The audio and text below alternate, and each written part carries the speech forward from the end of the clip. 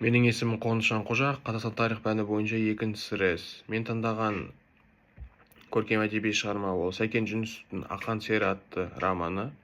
Бірінші сұрақтан бастайтын болсам, бұл шығарма 19 ғасырдың екінші жартысында қазақ елінің өмірін, әлеуметтік әділетсіздікті, халықтың ауыр тағдырын, еркіндікке ұмтылғанын бейнелейтін тарихи әлеуметтік роман. Бұл шығармада белгілі ақын, әнші, композитор Ақан Қорамсаұлының өмірі арқылы қазақ халқының тағдырын және де сол жердегі қоғамдағы әлеуметтік өзгерістерді бейнелейтін және де көркем тілмен жазылған шығарма. Автор осы Ақанның өмірі арқылы басынан кешкен қиындықтар, жеке өміріндегі драмалық сәттерді пайдалана отырып, тұтас бір ұлттың рухани дағдарысын және де азаттығын аңсаған елдің үмітін бейнелейді десек болады. Ақан сері романы қазақ халқы үшін қиын кезде өтеді, себебі бұл патшалық Ресейдің отарлық саясаты күшейіп, ал қазақ халқы болса өз бостандығынан айырылған тұсы еді.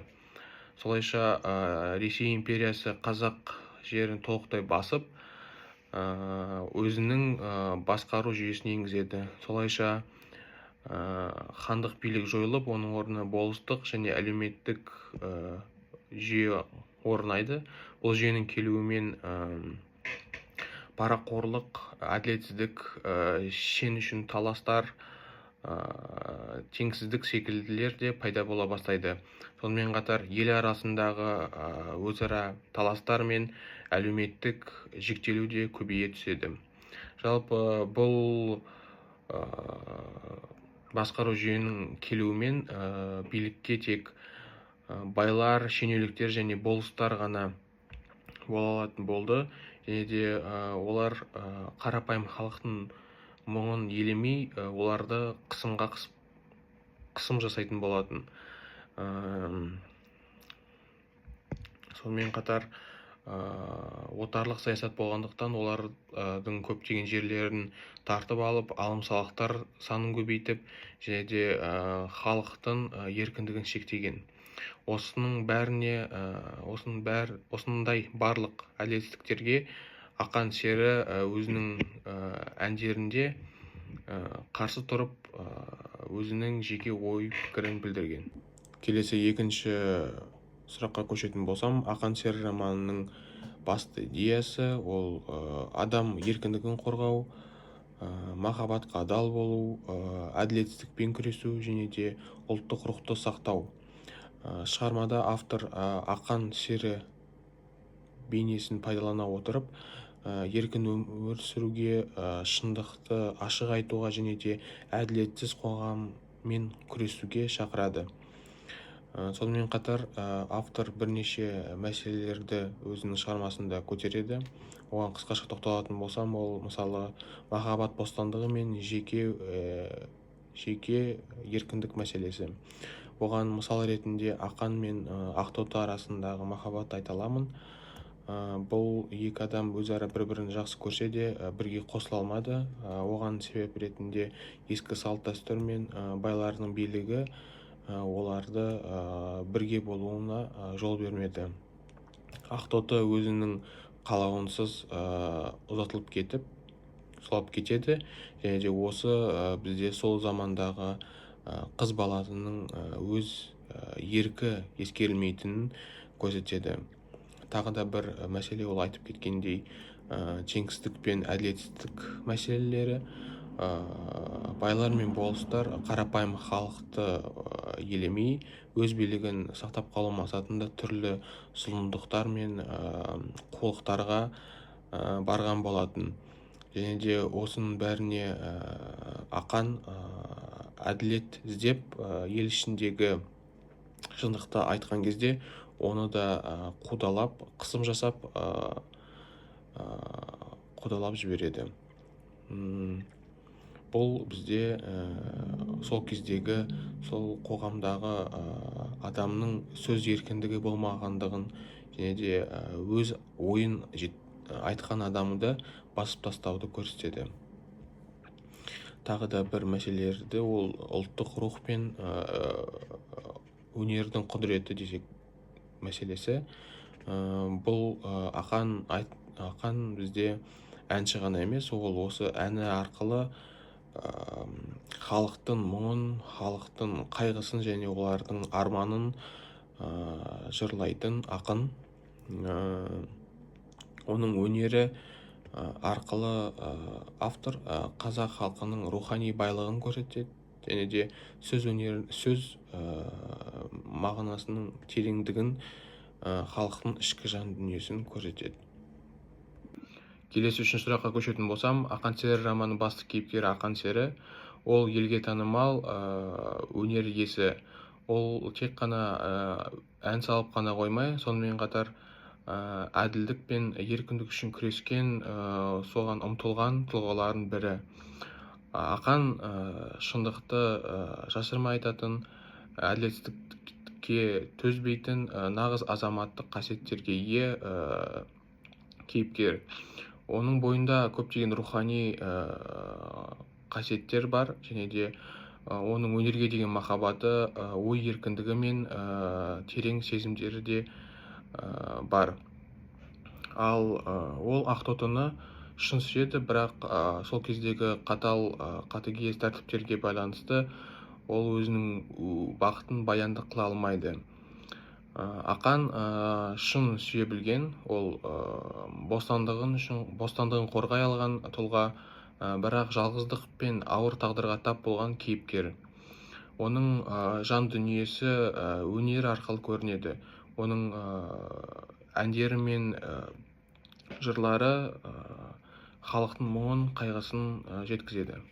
Келесі кейіпкер ол бізде Ақтоты. Ақтоты сұлу, нәзік, жаны таза, Ақанның сүйіктісі. Ол Ақанды жас көрсе де, бірақ ата-анасы мен ел ішіндегі салт санаға қарсы шыға алмайды. Солайша Ақтотының бейнесі ол сол дәуірдегі әйелдердің тағдырының көрінісі десек болады. Оның өмірі өз таңдауын жасай алмаған, еркіндікке қол жеткізе алмаған қыздың қайғысы. Ақтоты махаббат жолында күресе алмаса да, ол жүрегінде адалдығы мен сағынышын сақтаған кейіпкерлердің бірі. Келесі сұрақ бұл шығармада көрсетілген дәстүрлер мен рәсімдер. Бірінші дәстүр ол қыз ұзату және аттастырылған неке. Шығармада Ақтоты өзінің сүйгені Ақанмен емес, ата-анасы шешімімен басқа бай баласына ұзатылады. Бұл жағдай қазақ қоғамындағы қалың мал беру, аттастыру дәстүрінің сол кездегі әлеуметтік шындық екенін көрсетеді.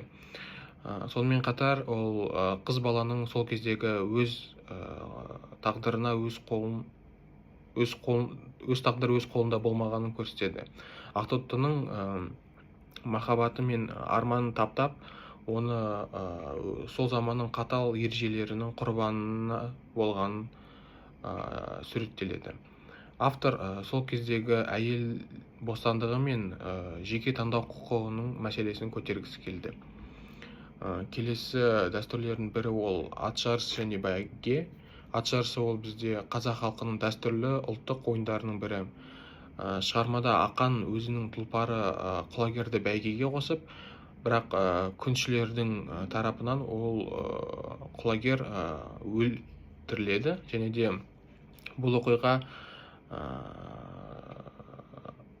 оқиғадан біз тағы да бір дәстүрді ала аламыз. Ол бізде қазақ халқының ежелгі дәстүрі ол жоқтау.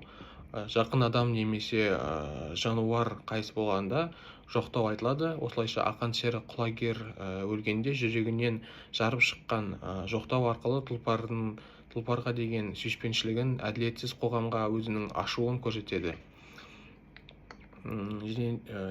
Тағы да бір рәсім ол бізде сайлау, би мен болыс сайлау дәстүрлері.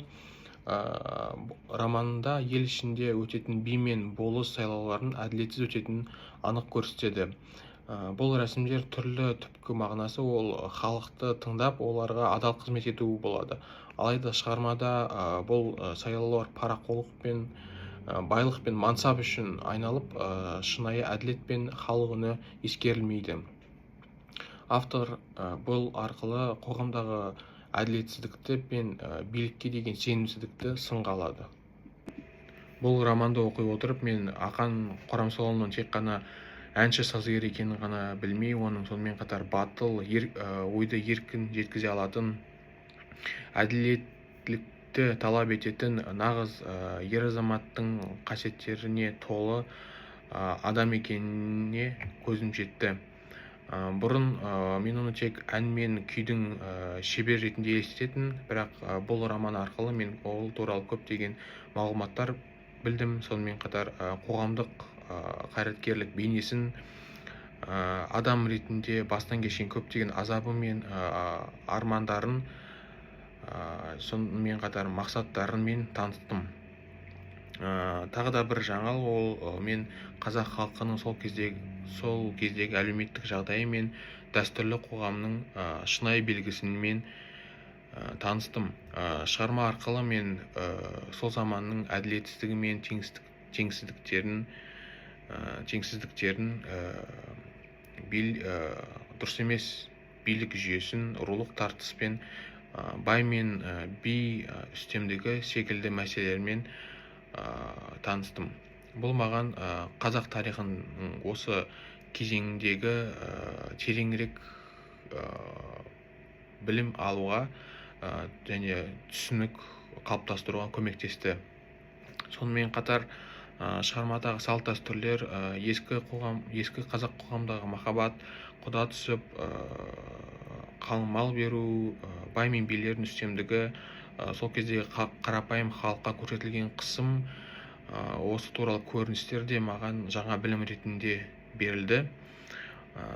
Бұрында мен байқамайтын және де қатты мән бермейтін, назар аудармайтын мәселелерге енді бұл жолы мән бере бастадым. Сондай-ақ Ақан серінің еркіндікке ұмтылысы мен өнер мен шындық жолындағы күресі маған үлкен ой салды. Мен осыдан кейін өнер тек қана ол ән шырқау ғана емес, сонымен қатар ол халықтың үні, шындықты жеткізудің бірден бір құралы ретінде болуы мүмкін екенін түсіндім. Мен таңдаған екі үзінді, ол біріншісі Ақанның құлагерге жазған жоқтауы. Құлагерім, қиылымнан бірге туғам, қияға шапқан қырандай қайрылмағам. Сен едің ел алдындағы абыройым, сен едің шабытымның жалғыз қуанышы. Күрең белден өте бере кеттің құлап, жеткізбеді-ау жүйрігің тілекке ұнап. Қайран жылқы, қайран дос, қайран серік, қара жерге жатта кеттің жылап сықтап. Көре алмады дұшпаным сенің бағың, тура келген ажалдың көрдің зарын. Бір жұртың бар, елің бар, еңіреген, сенсіз қалды көңілдің кең бір шағын. Келесі екінші үзінді, ол бізде Ақтоты мен Ақан сері арасындағы сезім. Ақтотыны көрген сәтте жүрегі дүрсілдеп шым етті. Ол көп ішіндегі жалғыз жарық секілді. Қарапайым ғана қара көздерімен қараса да, Ақанға бүкіл әлем жылып кеткендей көрінді. Жанындағы жұрттың бәрі кеміскіленіп, тек екеуінің арасында үнсіз бір сыр жүріп жатқандай болды. Ақтотының жүзінде ұяң күлкі мен мұң араласқан нәзіктік бар еді. Ол көзін төмен салып, қайтадан Ақанға бір сәт қарады да, жүрегі дүрсілдеп кеткенін жасыруға тырысып, жүзін теріс бұрып әкетті. Ақан болса, дәл сол сәтте бар әлем тоқтап қалғандай күй кешті. Музыка үнінде, қонақтардың әңгімесінде естімей қалды. Ақтоты өзі іздеген үміт сағынышын бейнесі еді. Ол жақындаса, көңілі толқиды, алыстаса, жүрегі ауырады. Ақтоты оның өмірінде кенеттен келген таң шапағы сияқты болды. Бір сәттің көзқарастан басталған махаббаттың ішінде қаншама жылылық, қаншама сағыныш бар десеңші. Бұл кітапты мен әрине де өзім достарым мен жақындарыма кеңес берер едім, себебі Ақан сері романы терең ойлар мен мағынаға толы, және де адамды ойландыратын, рухты көтеретін шығармалардың біріне жатады. Ең алдымен бұл кітап шындықты айтуға және де қорықпай айтуға, еркіндікті сүйетін және де адалдықты бағалайтын адамның өмірін көрсетеді. Ол ақан серінің батылдығы, әділетсіздікпен күресуі, осының бәрі қазіргі жастарға үлгі өнеге ретіндегі жақсы қасиеттердің бірі. Сондықтан да достарым, бұл кітапты оқу барысында осындай ақан секілді шындықты ашық айта алатын, өз ойынан қорықпайтын, өмірде дұрыс жолды ұстану мақсатында бұл кітапты оларға ұсынар едім. Келесі, екіншіден, бұл кітап қазақ халқының тарихын, салт дәстүрлерін, өнерін тереңірек түсінуге көмектеседі. Бұл кітап тек ақан серінің өмірі туралы ғана емес, сонымен қатар бұл сол дәуірдегі қоғамның шындығын ашуға көмектесетін, және де сол дәуірдің ащы шындығын көрсететін шығарма. Және де осы кітапты оқу барысында достарым сол кездегі өз тамырын, өз халқының тарихын мен рухын сезінсін деген мақсатта мен оларға кеңес берер едім. Осы романның авторына келетін болсақ, Сәкен Жүнісов ол қазақ әдебиетінің көрнекті өкілі, драматург және қоғам қайраткері. Ол өзінің шығармаларында халқымыздың тарихи тағдырын, ұлттық болмысын, салт дәстүрлерін шебер суреттеп, және де терең әлеуметтік және де философиялық мәселелерді көтере білген. Сонымен қатар Сәкен Жүнісов ол қазақ әдебиетіндегі тарихи биографиялық романдар жазумен ерекшеленеді. Ол тарихи тұлғалар арқылы күрделі өзгерістерді, халықтың мұңын, әділет іздеген адамдардың бейнесін ашуға ұмтылады. Бұл жазушының ең танымал шығармалары осы ақан сері, екі кітаптан тұратын роман, және де Жапандағы жалғыз үй шығармасы қоғамдағы әлеуметтік өзгерістер мен жалғыздық және адам тағдыры жайлы айтылады. Сонымен қатар драмалық шығармалар, әңгімелер де бар. Сәкен Жүнісов ол театр сахнасында қойылған бірнеше пьесалардың авторлары да саналады. Сонымен осылайша Сәкен Жүнісов ол ұлт рухын оятқан, тарихи шындықты көркем тілмен жеткізетін үлкен жазушы. Оның еңбектері осы қазақ әдебиетінің алтын қорына сақталған.